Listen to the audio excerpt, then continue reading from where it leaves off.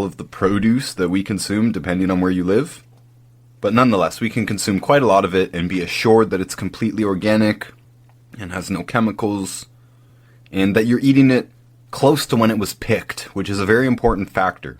The faster you consume something after it's been picked or killed, if it's an animal, the more nutrients that are going to be in it. Nutrients expire, especially in plants. And nutrients decrease when something is aged artificially, which is something a lot of plants do. They pick them early and then ripen them artificially with ethylene gas. And normally the plants give off ethylene gas to age themselves, but they're picked artificially so that they can make it to the destination. And that is a factor. Less nutrients in those crops. And of course you can add extra nutrients. You can add wood ashes and other minerals to your soils, bone meals and compost, all kinds of stuff that you can add to beef up the nutrient value of your food and consume it quickly. All these things are good, something that should be implemented on a widespread scale.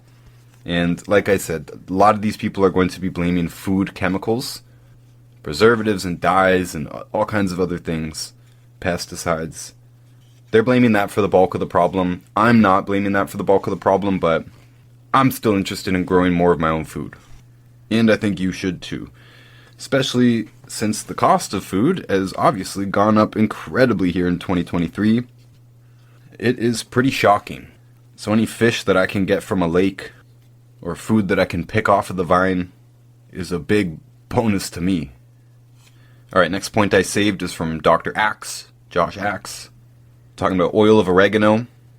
Yeah, just regular old oregano turned into oil, essential oil, is packed with some incredible compounds. Thymol, carvacrol, talking about his mom here who had cancer. One of the things that she had chronic issues with is digestion issues. She had leaky gut, chronic constipation, and severe issues with yeast. So she was constantly craving sugar. She even developed a toenail fungus, major yeast and candida issues.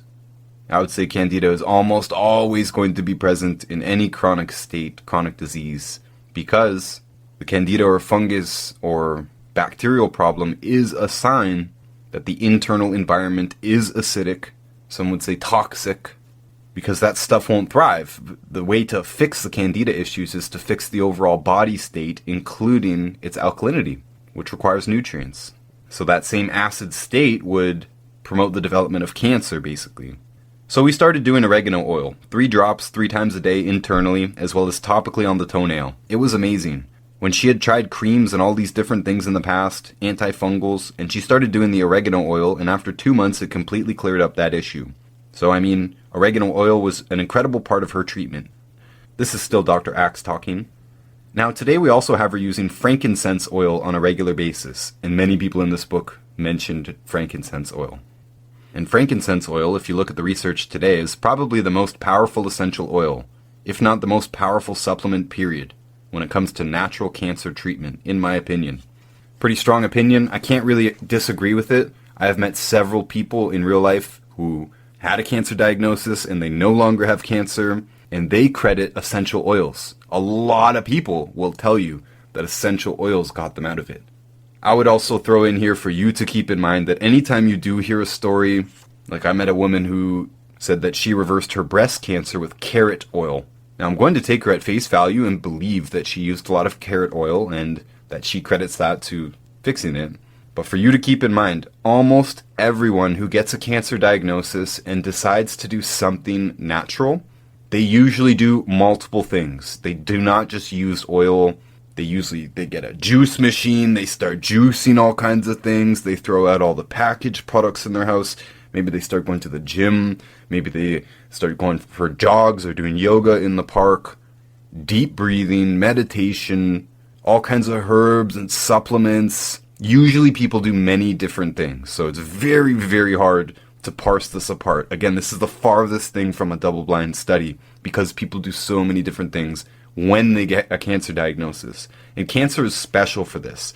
This doesn't usually happen if someone has arthritis or something like that. A lot of people are out there trying to fix their pain or fix their diabetes or whatever, and the same thing. They do multiple things. They usually try multiple avenues before they come and talk to us. This is how I know this. We often get people who have tried 15 different things. They've tried 4 different diets.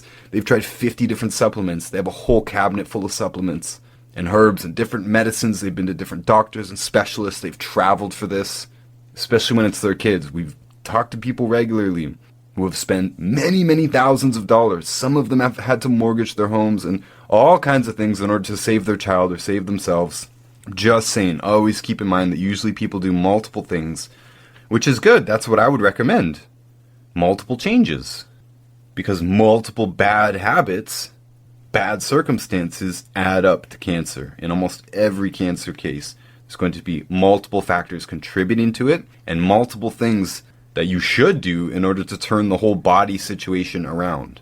You don't just take an anti-cancer compound, be it frankincense or anything else that's mentioned here in the book. You take one